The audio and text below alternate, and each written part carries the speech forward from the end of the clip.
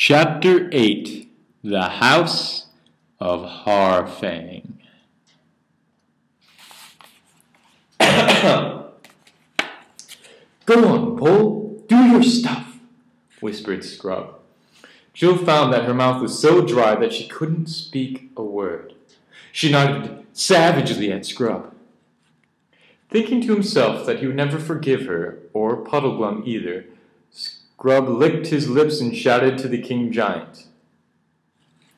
"If you please, sir, the lady in green kirtle salutes us, you by us, and said you'd like to have us for your autumn feast." The giant king and queen looked at each other, nodded at each other, and smiled in a way that Jill didn't exactly like.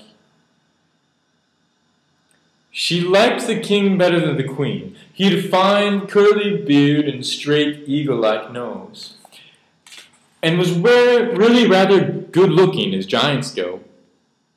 The queen was dreadfully fat and had a double chin and a fat powdered face, which isn't a very nice thing at the best of times, and of course looks too much worse when it is 10 times too big. Then the king put out his tongue and licked his lips. Anyone might do that, but his tongue was so very large and red and came out quite so unexpectedly that it gave Jill quite a shock. "Oh, what good children!" said the queen. Perhaps she's the nice one after all, thought Jill. "Yes, indeed," said the king. "Quite excellent children. We welcome you to our court. Give me your hands." He stretched down his great right hand, very clean, but with any number of rings on the fingers, but also with terrible pointed nails. He was much too big to shake the hands which the children in turn held up to him, but he shook the arms. "And what's that?" asked the king, pointing to Puddleglum. "Respectable," said Puddleglum. "Oh!" screamed the queen, gathering her skirts close about her nails. "That horrid thing! It's alive!" "He's quite all right, your majesty, really, he is," said Scrub hastily. "You'll like him much better when you know him. I'm sure you will." I hope you won't lose all interest in Jill for the rest of the book if I tell you that at this moment she began to cry. There was a good deal of excuse for her. Her feet and hands and ears and nose were still only just beginning to thaw. Melted snow was trickling off her clothes. She had hardly anything to eat or drink that day, and her legs were aching so that she felt she could not go on standing much longer. Anyway, it did more good at the moment than anything else would have done, for the queen said, "Oh, the poor child! My lord, we do wrong to keep our guests standing. Quick, some of you, take them away. Give them food and wine and baths. Comfort the little girl. Give her lollipops, give her dolls, give her physics, give her all you can think of. Possets and comfits and caraways and lullabies and toys. Don't cry, little girl, you won't be good for anything when the feast comes." Jill was just as indignant as you and I would have been at the mention of toys and dolls, and though lollipops and comfits might be all very well in their way, she much hoped that something more solid would be provided. The queen's foolish speech, however, produced excellent results, for Puddleglum and Scrub were at once picked up by gigantic gentlemen-in-waiting, and Jill by a gigantic maid of honor, and carried off to their rooms. Jill's room was about the size of a church. It would have been rather grim if it had not had a roaring fire in the hearth, and very thick crimson carpet on the floor. And here delightful things began to happen to her. She was handed over to the queen's old nurse, who was, from the giant's point of view, a little old woman almost bent double with age, And from the human point of view, a giantess small enough to go about an ordinary room without knocking her head on the ceiling. She was very capable, though Jill did wish she hadn't kept clicking her tongue and saying things like, "Ooh la la, up's a daisy," and "there's a duck," and "now we'll be all right, my poppet." She filled a giant foot bath with hot water and helped Jill into it. If you can swim, as Jill could, a giant bath is a very lovely thing. And giant towels, though a bit rough and coarse, are lovely too, because there are acres of them. In fact, you don't need to dry at all. You just roll on them in front of the fire and enjoy yourself. And when that was over, clean, fresh, warmed clothes were put on Jill. Very splendid clothes, and a little too big for her, but clearly made for humans, not giantesses. I suppose if that woman in green kirtle comes by, they might be used to guests of our size, thought Jill. She soon saw that she was right about this, for a table and chair of the right height for an ordinary grown-up human were placed for her, and the knives and forks and spoons were proper size too. It was delightful to sit down, feeling warm and clean at last. Her feet were still bare, and it was lovely to tread on the giant carpet. She sank in well over her ankles, and it was just the thing for sore feet. The meal, which I suppose we must call dinner, though it was nearer tea time, was cockaliki soup, and hot roast turkey, and a steamed pudding, and roast chestnuts, and as much fruit as you could eat. The only annoying thing was that the nurse kept coming in and out, and every time she came in, she brought a gigantic toy with her. A huge doll, bigger than Jill herself, a wooden horse on wheels about the size of an elephant, a drum that looked like a young gasometer, and a woolly lamb. They were crude, badly made things painted in very bright colors, and Jill hated the sight of them. She kept on telling the nurse she didn't want them, but the nurse said, "Tut, tut, tut, tut. You want 'em all right when you've had a bit of the rest." "I know. Tee-hee-hee, Betty bye now. A precious poppet."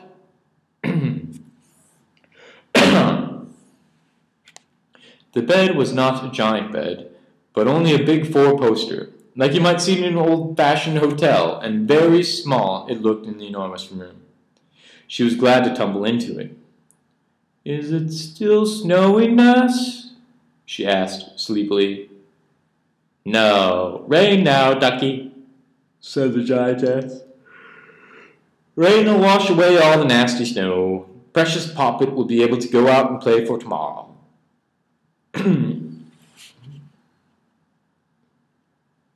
I know nothing so disagreeable as being kissed by a giantess. Jill thought the same, but was asleep in 5 minutes. The rain fell steadily all that evening and all that night, dashing against the windows on the castle, and Jill never heard it, but slept deeply, past summertime and past midnight. And then came the deadest hour of night, and nothing stirred but mice in the house of giants. In that hour there came to Jill a dream. It seemed to her that she awoke in the same room and saw the fire sunken low and red, and in the firelight the great wooden horse.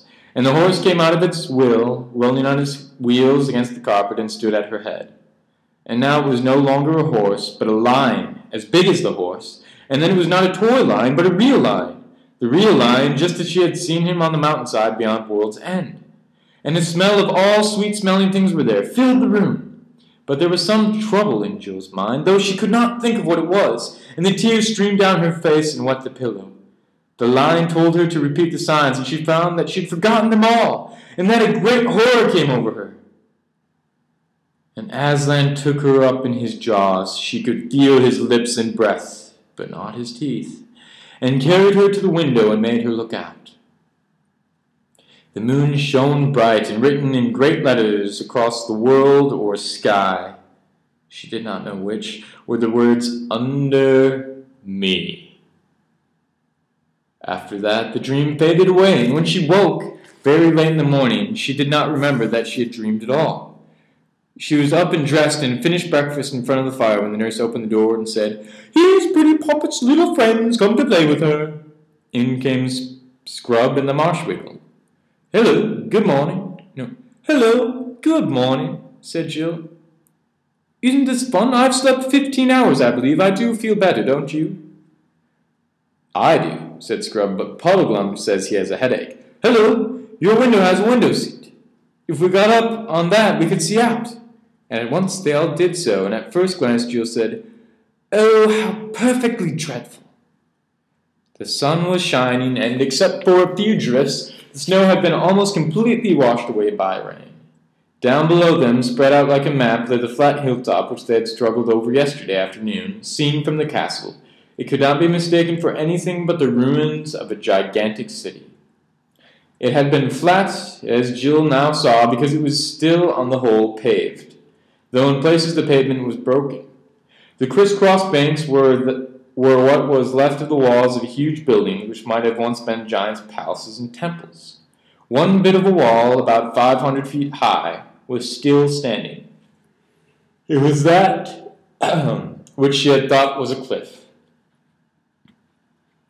The things that looked like factory chimneys were enormous pillars, broken off at unequal heights. Their fragments lay at the bases like felled trees of monstrous stone.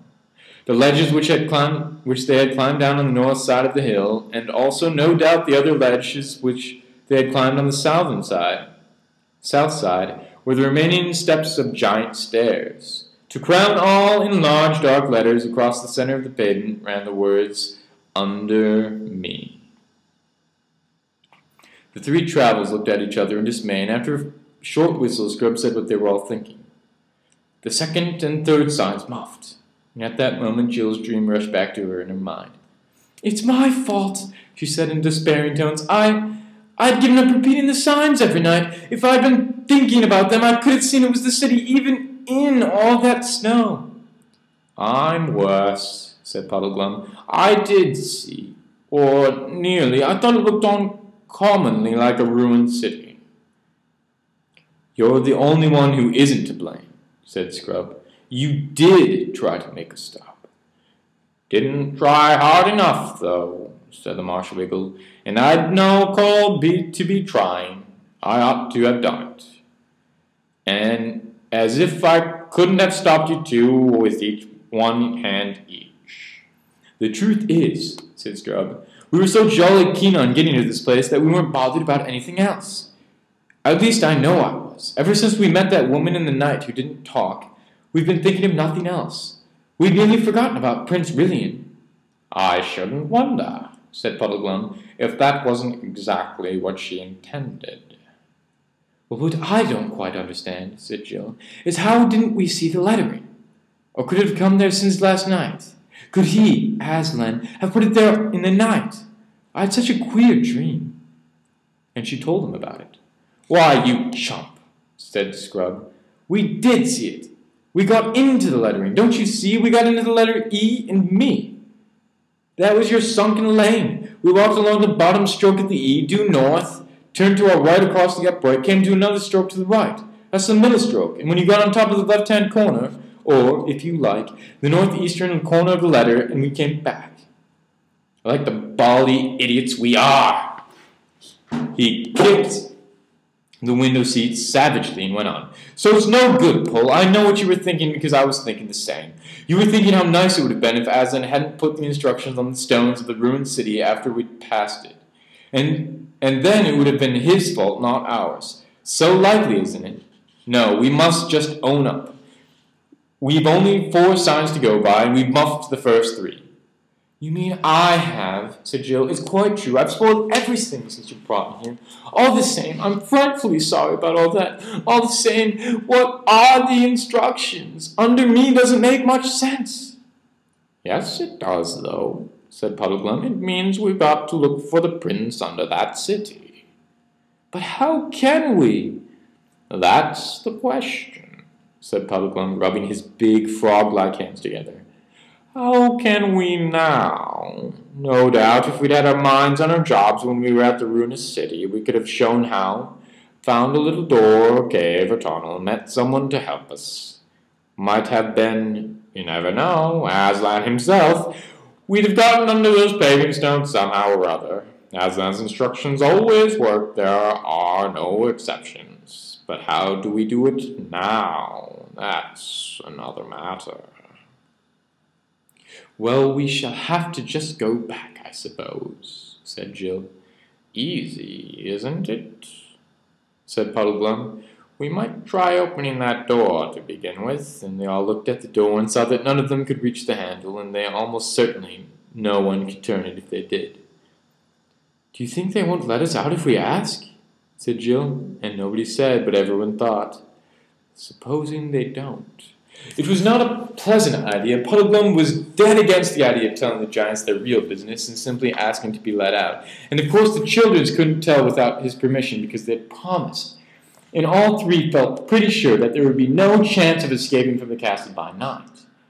Once they were in their rooms with the doors shut, they would be prisoners till morning. They might, of course, ask to have the doors left open, but that would rouse suspicions.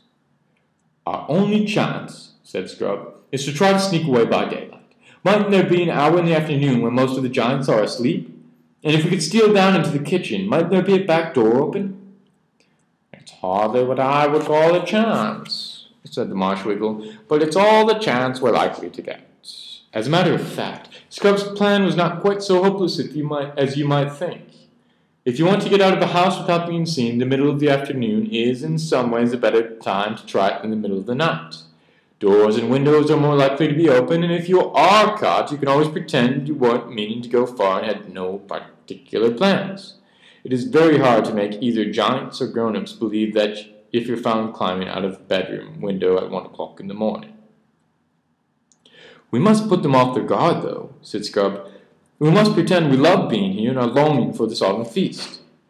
That's tomorrow night, said Puddleglum. I heard one of them say so. I see, said Jill. We must pretend to be awfully excited about it and keep on asking questions. They think we're absolute infants anyway, which will make it easier. Gay, said Puddleglum with a deep sigh. That's what we've got to be, gay.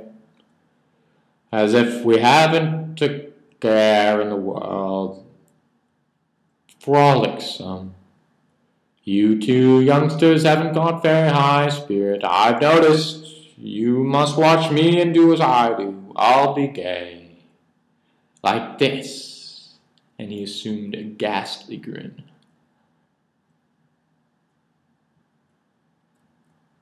And frolicsome. And here he cut a most mournful caper. You'll soon get into it if you keep your eyes on me. They think I'm a funny fellow already, you see. I dare say you two thought I was a trifle tipsy last night. But I assure you it was, well, most of it was, put on. I had an idea it would come in useful somehow. The children, when they talked over their adventures afterwards, could never feel sure whether this last statement was quite strictly true, but they were sure that Puddleglum thought it was true when he had made it. All right, gay's the word, said Scrub. Now if we could only get someone to open this door while we're fooling about and being gay, we might find out how we can about this castle. Find out all we can about this castle.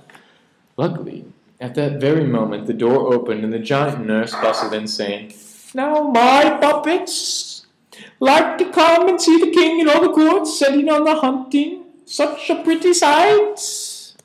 They lost no time in rushing out past her and climbing down the first staircase they came to. The noise of hounds and horns and giant voices guided them, so that in a few minutes they reached the courtyard.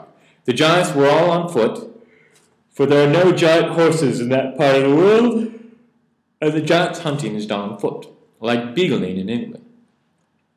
The hounds were also of normal size. When Jill saw that there were no horses, she felt dreadfully disappointed, for she felt sure that the great fat king would never go on after hounds on foot, and it would never have to do to have her about the house all day. But then she saw the queen in a kind of litter, supported on the shoulders of 6 young giants. The silly old creature was all up in green and had a horn on her side. 20 or 30 giants, including the king, were assembled, ready for the sport. Just a second. That's the queen. Check it out. 20 or 30 giants, including the king, were assembled, ready for the sport, all talking and laughing, fit to deafen you. And down below, near Jill's level, they were waving tails and barking, and loose, slobbery mouths and noses of dogs thrust into your hand. Puddleglum was just beginning to strike what he thought a gay and gamesome attitude, which might have spoiled everything if it had been noticed, when Jill put on her most attractive, childish smile, rushed to the Queen's litter, and shouted up to the Queen, "Oh, please, you're not going away, are you? You will come back." "Yes, my dear," said the Queen, "I'll be back tonight." "Oh, good, how lovely," said Jill. "And we may come to the feast tomorrow night, might we? We're so long for tomorrow night. And we do love being here, and while you're out, we may run over the whole castle and see everything, mayn't we? Do say yes." The Queen did say yes, but the laughter of all the courtiers nearly drowned out her voice.